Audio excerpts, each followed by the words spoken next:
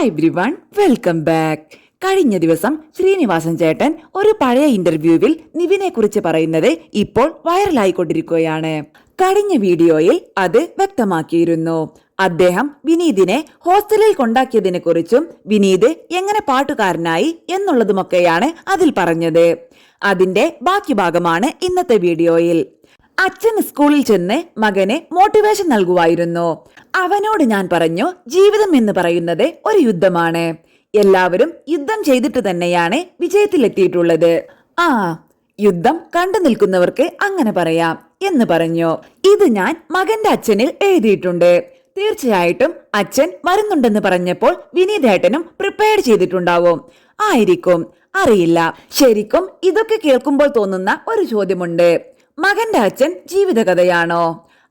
ആ സിനിമയിലും പറയുന്നുണ്ട് ആദ്യമായി പാടുന്നത് കണ്ടുപിടിച്ചത് അച്ഛനാണ് എന്ന്.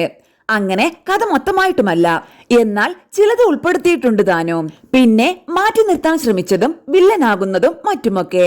അങ്ങനെയൊന്നും ഉണ്ടായിട്ടില്ല.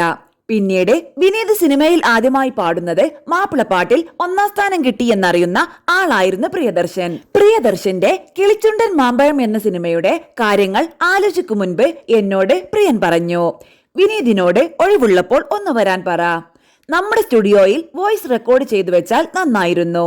ഞാൻ പറഞ്ഞു.